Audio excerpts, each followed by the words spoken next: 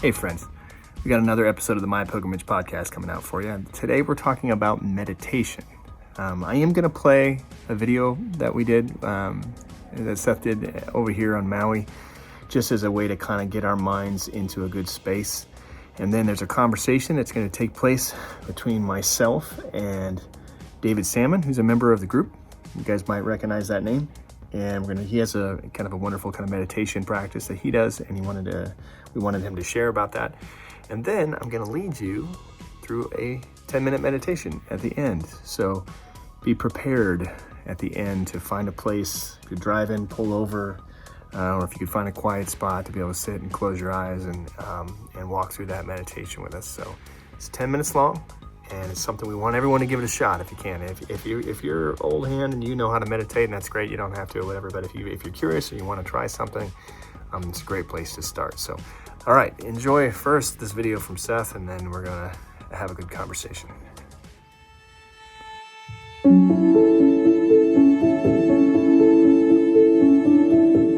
It's all energy. That's what my teacher kept telling me. He said everything is energy. The tree, my body, anything. I didn't understand what he meant at first. I tried to pretend I did. But then I started to get into some of the science around it and started to ask some more questions. And what I learned is that there's distance between atoms. And if you close all that distance between atoms and shrink you up, you're 99% empty space. And what you are actually is a relationship of these weird quantum particles, subatomic particles, that are so small that once you get smaller and smaller and smaller and you get beyond what's known as the Planck scale, you don't even exist in space and time anymore. You stop behaving in space and time. So there's no future, there's no past, and there's no boundary to your location. You're actually right here, right now, just like this tree. Completely present at all times. Now, the obvious question is, why don't we seem to experience that, right? You get teachers, spiritual teachers, Jesus, people like this were saying so much about the I am, talking about this idea of being completely present. You know, they asked Jesus who he is, and he says, before Abraham was, I am. He identifies himself with God outside of space and time. Now, one thing we do know about these particles that's interesting is that they're vibrating. Everything is vibrating all the time. And some things vibrate higher than others. This tree right here and all this beautiful green around here vibrates at 528 hertz. The average human being vibrates at 200 hertz or lower. And we have little pockets of high and low vibrations inside of us. So if we're created in the image of God, that vibration exists within us. If we carry sin, like the Apostle Paul said, it's not me that sins, but that struggles, but sin that dwells in me. If we carry this pain, we carry this darkness inside of us, those are low vibrational energies. And what's fascinating is when those energies come together into the same space, they tend to undergo a little bit of an instantaneous wrestling match. Quantum particles try to mirror each other. So I have a magnetic field that's generated around my body. Some would call that a spirit. And when my field comes into the field of, say, this tree, those fields start to try to mirror each other. So the question is, if I don't exist in space and time, and I'm vibrating all the time, how do I come to a place where I can experience that type of presence and vibrate as high as I possibly can? The question should be obvious. In light of what we know, who are you? Because you are not here. You are not there, you are everywhere. That's what science is telling us. And this should get your sacred text neurons kind of going. You are not back then, and you are not in the future, you are now. And in light of that, what does that say about the nature of all humanity, of all creation, of where this is all going? So who are you really? Stop for a second. Take a deep breath. Observe your breath. Just notice it flowing in and out. Notice your thoughts. Don't think your thoughts. Observe them. Notice your feelings. Don't think them. I'm sad, I'm angry. Observe them. What are you feeling in your body? If we start to recognize it, you're not your thoughts. You're not your feelings. You're the one watching those. You will start to come into contact with what's been called in wisdom traditions your soul. Your soul is that eternal part of you. That's the one that's in the now. That's the one that's free of space and time. That's the one who knows who you are. That's the one that's connected to God. Now your soul, let's think of it like a ball of energy. And it enters into this human experience. Well, that soul can be damaged. There's a condition known as post-traumatic stress disorder. And it's my belief that most human beings are suffering from this at some point and in some way. But let's take an example like a soldier coming home from war. They experience a traumatic event right on the battlefield.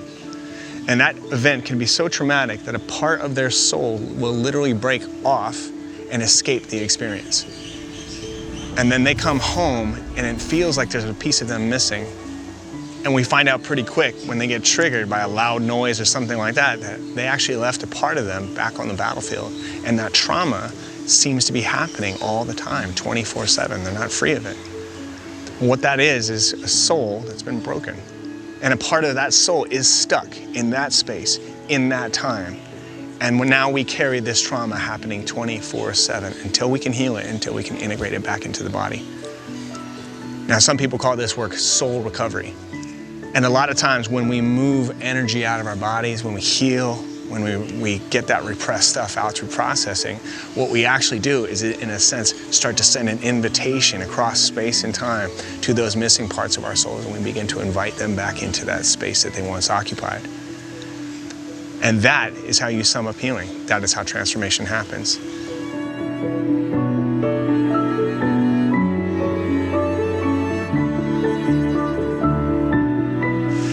The 13th century mystic Meister Eckhart said that God is not found in the soul through a process of addition, but of subtraction. What he meant was that at the core, we are the image of God. And that sin is this thing that dwells in us.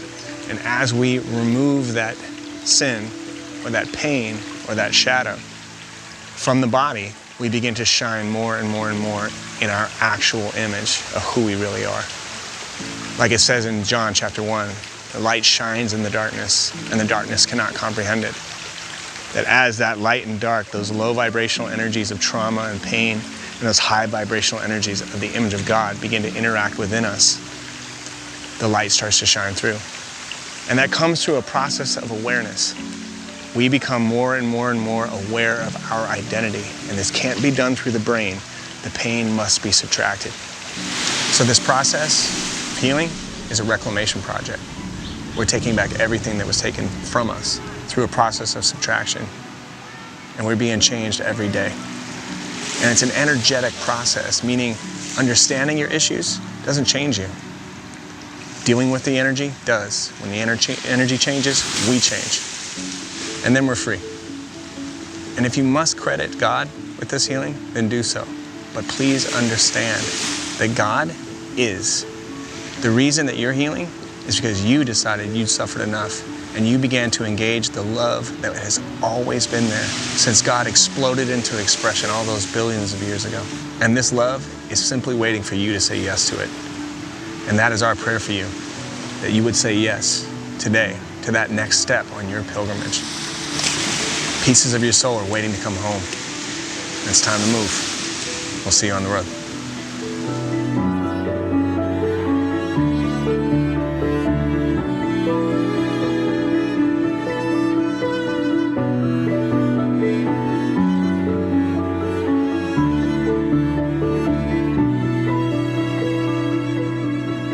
Now, I'm here with David Salmon and Seth Taylor to talk about meditation. Welcome, guys. Yes. Glad to be here.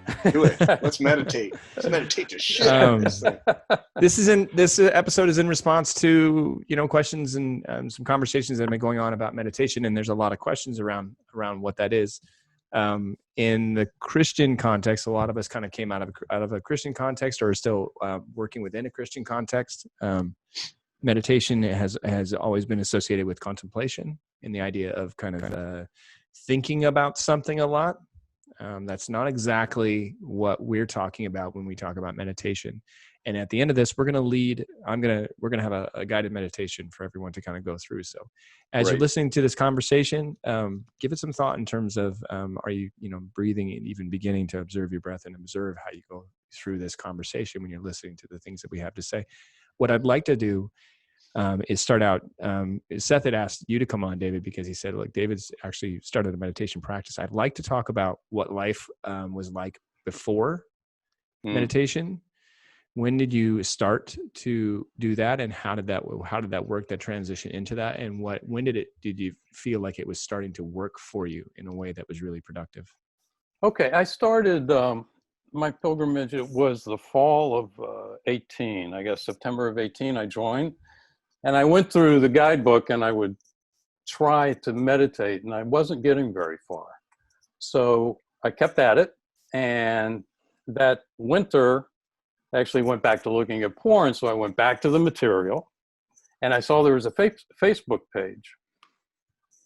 And then I joined that in February, and everything changed. I mean, all of a sudden there was a community. There were people that had been through this.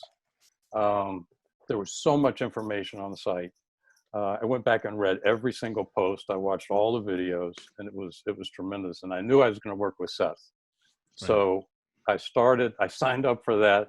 We started like 10 days later, which was amazing. Right. And the very first time we had a coaching session, he led me into a meditation that I had a little trouble with, because it was pretty challenging. He was asking me to do some things, and he spoke for me. I was speaking to my wife.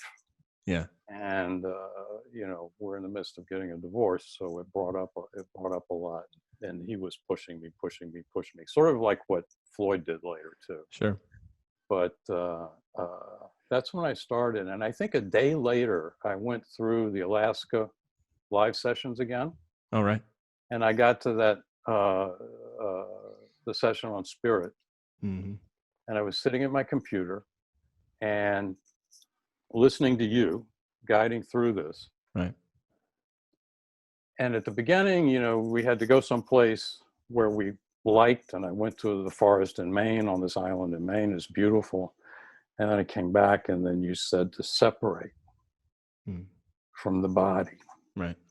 And all of a sudden there was this white figure next to me. I was afraid to look at it. Wow.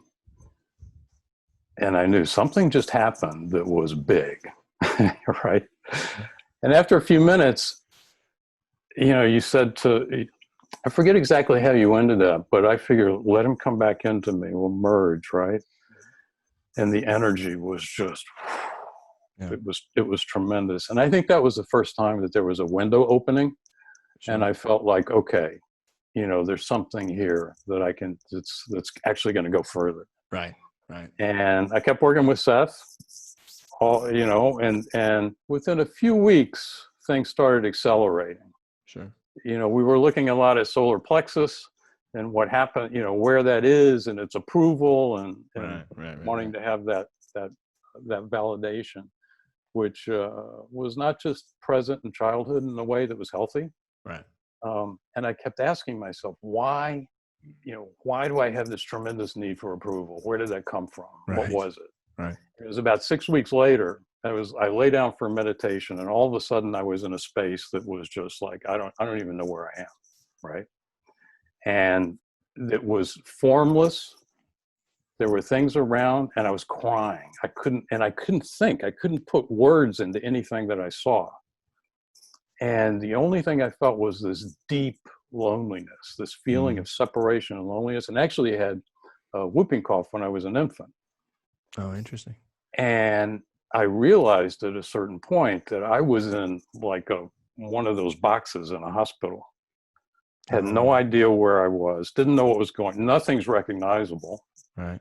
Occasionally this sort of vague thing that I could recognize as a face. I didn't know it was a face, but I could just recognize that. Yeah.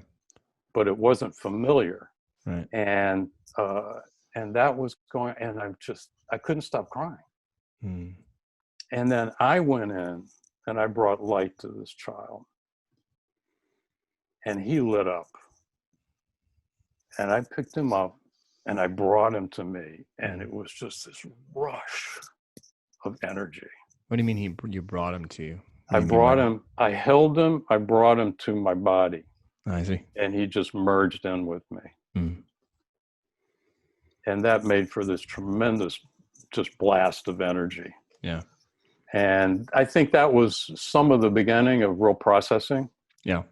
We had done a little bit, but mostly it was like going to the front of the house where I grew up and walking in and seeing someone there, seeing myself there, and speaking to the child and telling him I was sorry I left him there, Mm-hmm. and I was here to bring him home. Yeah. And doing that, but this was something that just happened out of the blue. Your meditations have always been very visual, yes? Like Extremely visual. And is that something you've always just been a very, very visual person? Yeah, I mean, I studied art. I've always been a real visual person. Also music, but I'm very, very, very visual. Mm-hmm.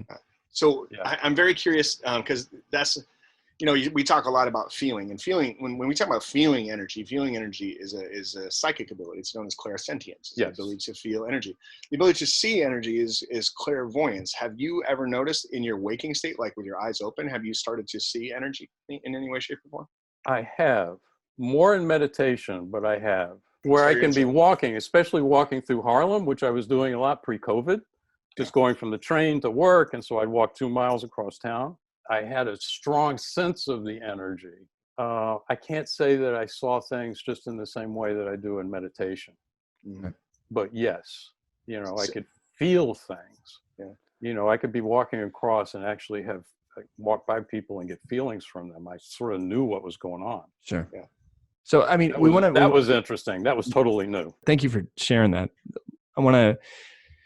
There are so many different types of meditation out there and there's so much history in the world in terms of meditative practice, in terms of traditions of meditation and Zen Buddhism and Hinduism and all kinds of different ways of meditating, including Christian meditation, the monk traditions, the Desert Fathers and how they approached meditation. Jesus himself, 40 days in the desert, people go, well, he wasn't walking around just, like singing tunes the whole time. He was, there's nothing to do in the desert except for to sit and to be in that contemplative space. And the reason Jesus went into the desert, I know we have the stories of him to be tempted by the devil, but even if you were to go, okay, so those are I think we have 3 stories of him being tempted by the devil in the desert. Those would take a couple hours, of the devil to do that kind of stuff.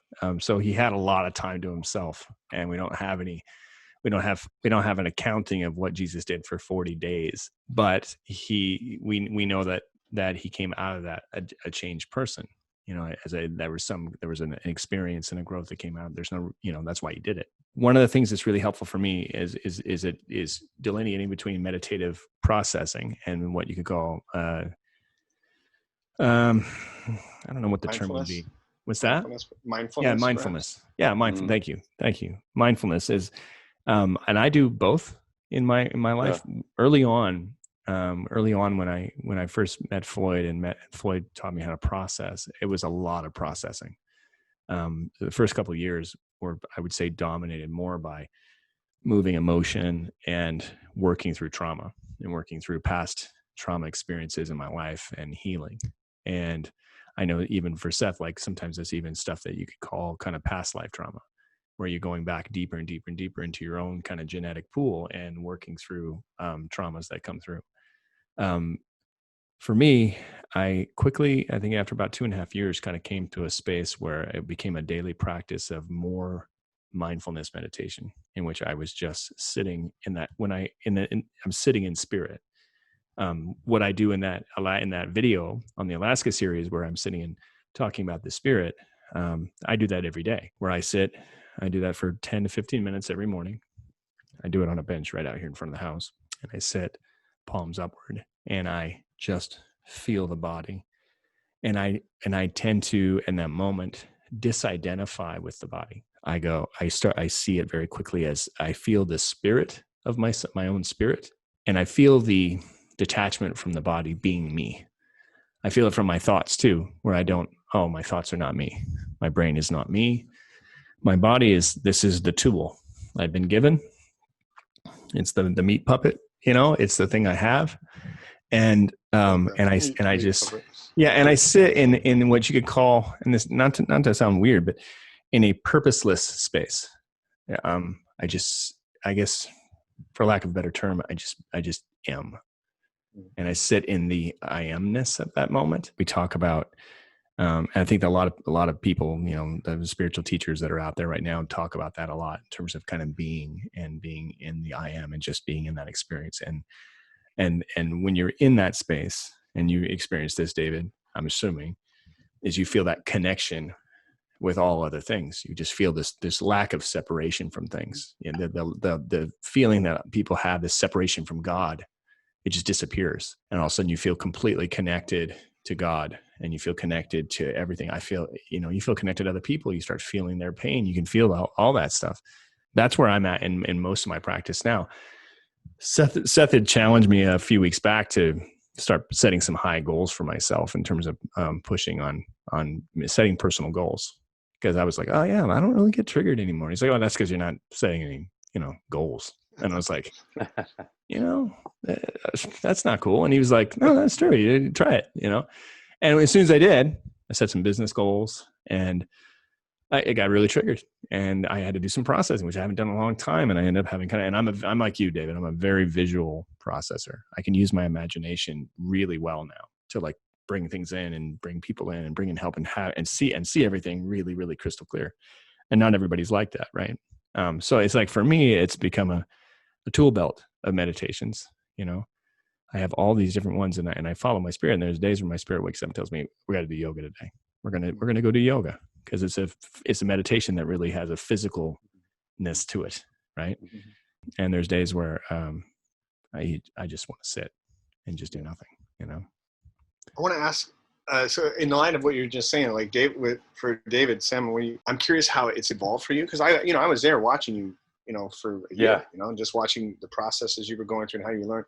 So when you sit down to meditate now, does it always have a purpose, or are you just kind of opening yourself? Like what's the actual, can you walk us through your actual practice? Like kind of what you do? Yeah. Now I would just lie down and breathe and just be. You begin breathing. Are your eyes closed? Are you blindfolded? Eyes are closed. Eyes are closed.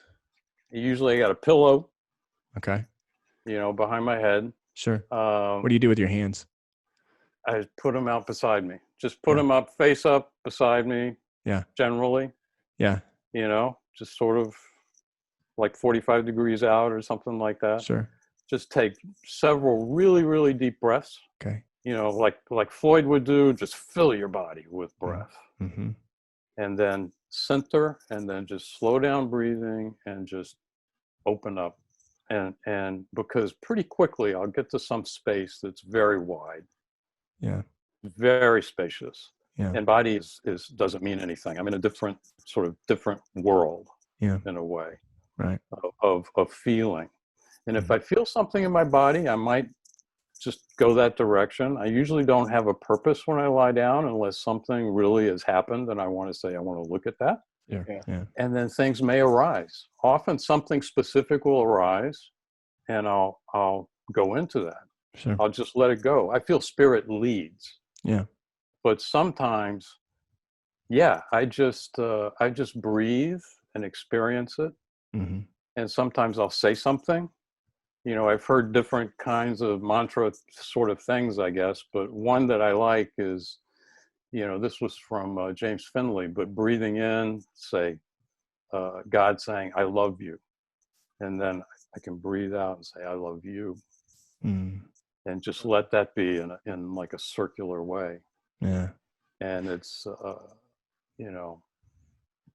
that feeling of connection, it just fills, for me, it just fills my chest. It fills my heart, and my heart just opens up. Sometimes I'll even have an image of my heart splitting and seeing the heart and energy coming into it and flowing. Yeah. Which is wonderful. Yeah. And if something presents that needs, you said sometimes something will come up and I'll take a look at that. Yes. What does that look like for you? When you say, I'll take a look at that, what do you do? Usually it's not verbal, but I'll be thinking, about why am I seeing this? Why am I being led to this? Mm-hmm. I'll have some thought like that. And usually there's an answer.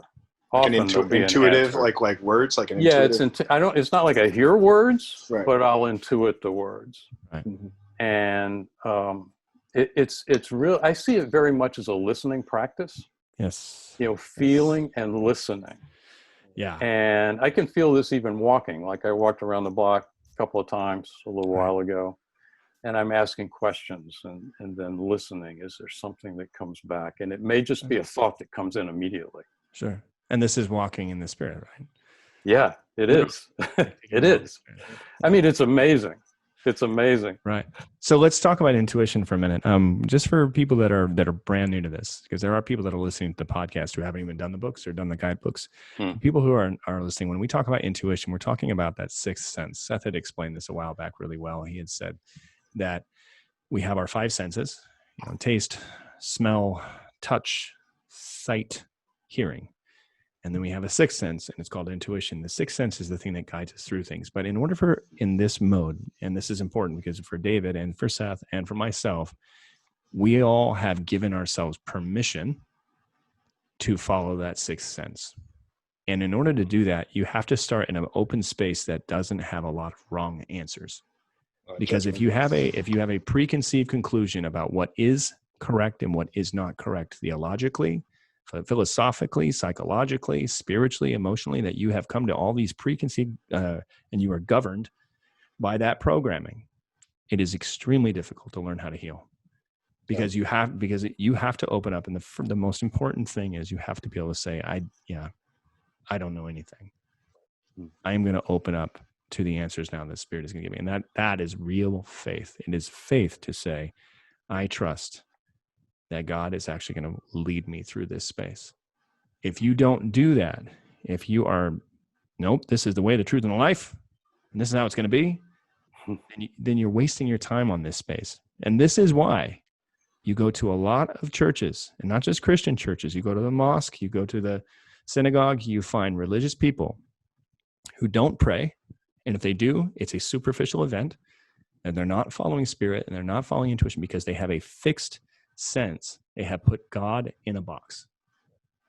If you put God in a box and you say this is, and you try and define the undefinable thing, then you're not going to be able to learn this skill. And you might as well give up right now. If you're at, well, I'm not changing my book. Well, here, go find a different podcast, because honestly, it doesn't work. You have to stop and go, I've arrived here. I'm a porn addict and I'd like to change. And I'm willing to give up what I need to give up in order to learn it and to understand it. Would you agree with that, David? I would, absolutely. I mean, I have a different background than a lot of people that are coming to my pilgrimage. Which I think is why I was telling David earlier this. I think the reason that he flows so well is because he didn't have that same religious programming. Like, you didn't have that heavy programming to dismantle. Right. I think that's a big part of that process for you. And I had a background that was, I always believed in a kind of spirituality and an ability to connect with something that's beyond what's just every day. Right. And that's why in this practice, I'm like, holy, this is what I've been looking for. Right. Yeah. I mean, that's what I was. I felt like I was coming home. I was going to ask you because not everybody knows you. I mean, some of us have conversed with you on the Facebook group, but can you, what is your story? Can you give us the 5-minute version of kind of where you've been and where you've come to and how you mean spiritually? In terms of why did you show up at MyPilgrimage, Yeah. Oh, porn addiction. How long? I was looking for something. Oh my God, 20 years. And how old are you right now? 69. Man, I tell you, we don't get a lot of that. Right? There's a kind of a notion out there that when you get to kind of a certain age, that you are who you are. Yeah, it's just the way it's going to be. Yeah, it's the way it's going to be, and you're kind of set in your ways. But for you just were like, no, I'm going to keep searching. When did you start kind of seeking healing? When did I start seeing healing? When did you start to seek after healing to try and find something to fix it? Oh, it was that fall. Wow, that was the first You've time. Always been kind of a seeker, though, yeah? I mean, you've always been... Yes. I've been a seeker. And I'm a child of the 70s with all the drug culture. And, you experimented with just about everything under the sun. Pretty much. Yeah, pretty much. Right. that would take you into different worlds in a certain way. Yeah. But I kept looking for a spirituality that was authentic, Yeah. and I had no idea how to get there. Sure. And when I went to church, rarely, but when I did, that didn't seem to be the path. Right. For me, it didn't. Right. It didn't work. Yeah, I'm getting a divorce, and one of the things is that my wife had an affair, right? Which would have been fine. We can heal that, except she wasn't so interested in healing. So, but I was healing myself and going through a program for that was basically online. And one day, I heard someone mention XXX Church for porn addiction, and so I looked it up, and then it was like door A or door B, you know? Right. Sure. And I couldn't figure it out. And then I just said, well, this seems to be more uncertain for me. I'll go this direction. And it was to my pilgrimage. So it was great. I wish I had community at that point, but I did go through things and I went through it on my own. And the material was wonderful. But that winter, and I stopped looking, but I could stop, like you said in the past, David, I could stop for months. Yeah. And then things I'd get so triggered and stressed out in a certain way. That's how I would have put it then. Sure. I would go for medication. Right. And of course, I was going through this whole process related to the marriage. So at that point, just sort of in no man's land. Yeah. So when I found the Facebook group and I found there's a whole bunch of people here that are doing this, right? Yeah. It was like within a week, I knew I wasn't addicted anymore. It was gone. Yeah. It was just gone. It was gone. I never knew I was going to find a community. Right. Because I was looking for that support. And then, just asking to work with Seth was like a big jump. And I thought, oh my God, is he going to let me come in or not? And he says, well, we got to talk. And I said, we're going to talk. And he's going to say, no. Right? No soup for you. No. And, we let everybody who requests to come in, we let them in. Yeah, well, he didn't tell me that. we let them in. We don't always let them stay. Is the thing. Like when it comes to the Facebook, and this is one of the important things when it comes to the Facebook group, is that it's a no judgment zone. And so if you're listening to this and you haven't joined, come on over and you can join for sure. But it's a no judgment zone, which means you show up there prepared to accept other people's experiences and not judge them. And if you haven't engaged the material, then don't comment. Yeah, don't comment unless you've engaged the material. We've had a lot of people come in and comment, and when you ask them, "Oh, did you do the material?" They're like, "No." Well, then there's no point in being there. The whole thing is based around doing this type of work internally and then having an internal and personal experience that you can then share with the group, and then they can learn from that. We're all on a path. We're on a pilgrimage together. And walking through it's a listening space. That's really what it is. And if you could sum up what we're doing compared to other things, it is this meditation that we're talking about. Like we're switching from talking to listening. We're switching from blasting at God to opening ourselves up to God. Right.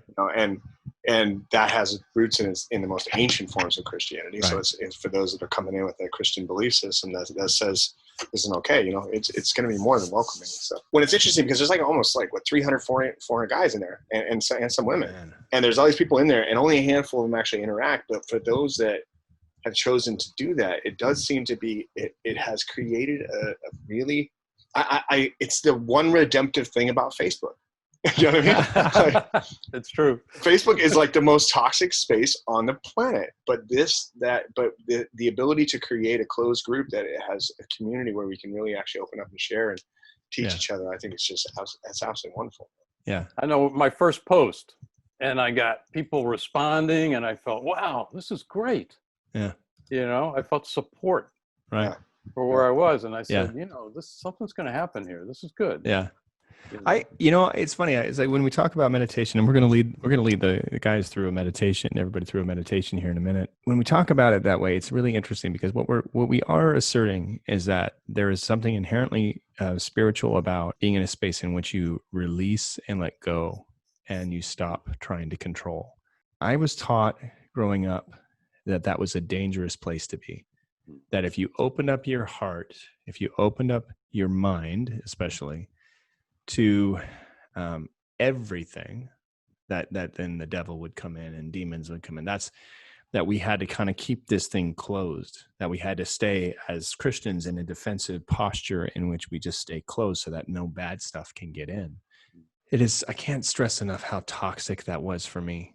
and how much my healing process was having to move out of that space and starting to realize that we're okay, and that God is not, that's not the process. That's not what God does, and that's not how God works, and that's not how spirit works, and that there is no horned devil creature over here waiting to jump in as soon as I relax, and so for me. For me, what I'd like you guys to do, because like I said, this is not going to be a too long a conversation. We're going to do this meditation here. I'd like you guys to kind of give some closing thoughts in terms of what you would leave these guys with as they begin to work through this meditation, and kind of your blessing on that experience. Yeah. David, you want to go first?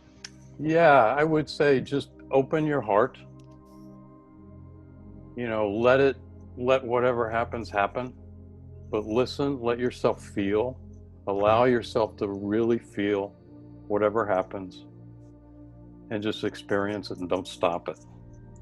I think a welcoming kind of posture is the way to get the most out of this. I mean, that's what I would say.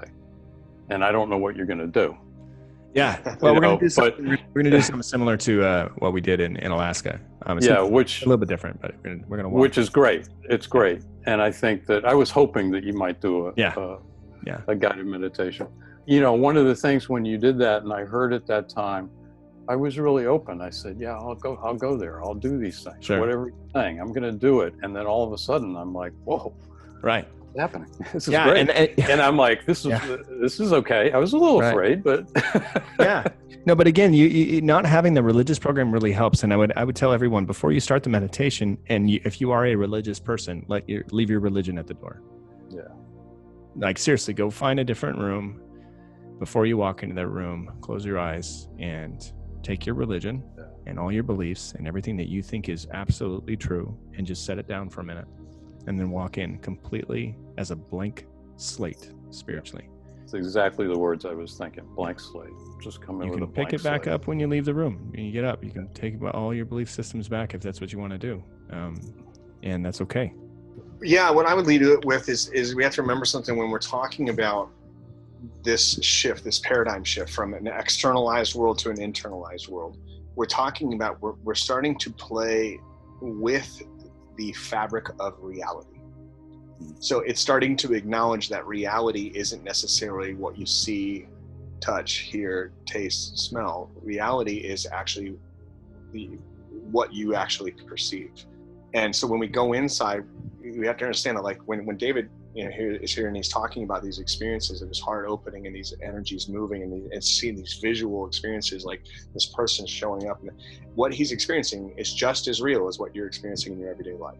Mm-hmm. It's just as real as what you experience in a dream, because it's all a perceptual experience. We're just choosing to go inward to where trauma is held in the body. We're going inward where I like how Deepak says this is the gap between thoughts exists. There is an internalized world. This is the world of quantum physics. Think of it like quantum physics. Physics people early on in physics were trying to answer questions about what everything that's big out there, planets and all this kind of stuff. And then the quantum revolution happened, and they're like, hey, if we just go deeper in, smaller and smaller and smaller and smaller and smaller, it will explain all that externalized stuff. And that's how meditation works. It's the same thing as quantum physics, because you're playing around in a quantum world. So it's about the more internalized you go, the more it will rearrange and explain this externalized world. So understand that there's a lot of people will have an experience that go, well, I don't know if that was real. Right. Well, of course, but it is. It's just as real. When you imagine, this is why when you watch a movie, and the movie's a make-believe thing, and it makes you cry. Right. And is that real emotion? Are you experiencing real tears? Well, of course you are, because we are creating reality in real time in your life. So meditation tends to do that. Whether it's in silence or whether it's a transcendent experience or whatever it comes up, just allow yourself to say, yeah, accept it as real.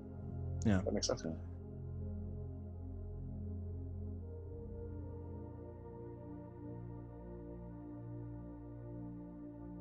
Before we begin our meditation, a few thoughts.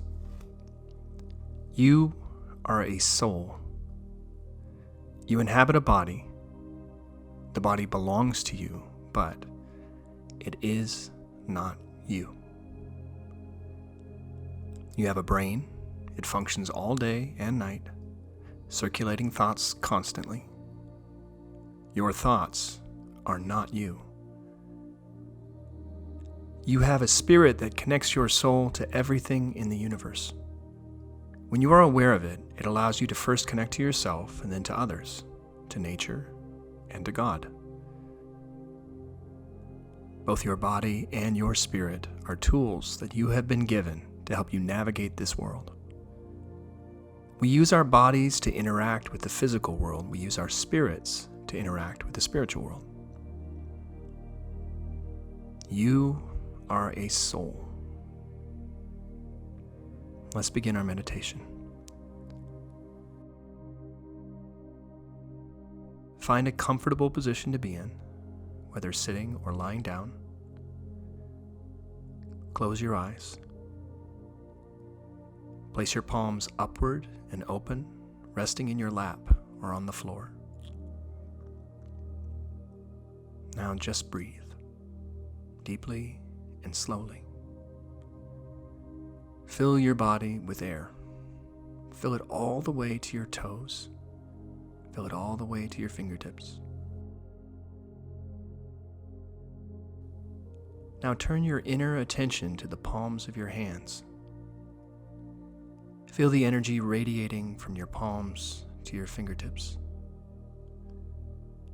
Now let your attention follow that energy up your arms to your elbows, now to your shoulders, into your torso, and down into your legs and your feet. Feel the energy coursing through you.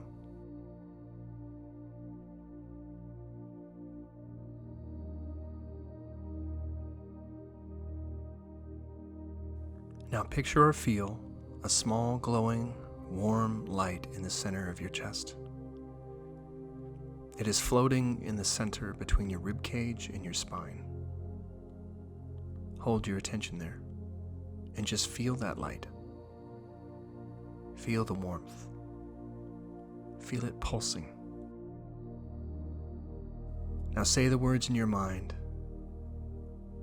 I am love. And feel the response. You are love. And just be. Keep your attention on your center. If your mind wanders or you become distracted, don't worry. Simply bring your focus back to your breath and the words. I am love. And the response. You are love. I'll mind the time and call you back to your body when we are finished. Just be. I am love. You are love.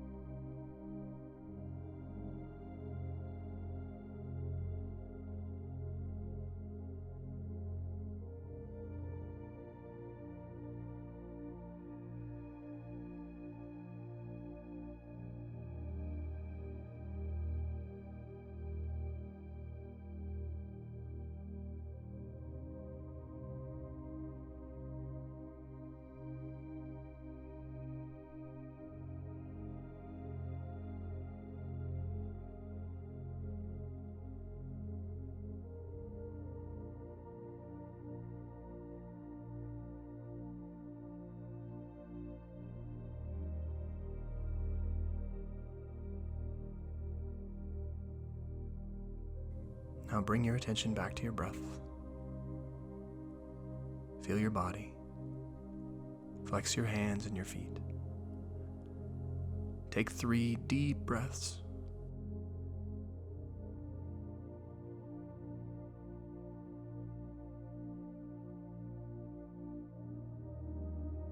When you're ready, you can open your eyes.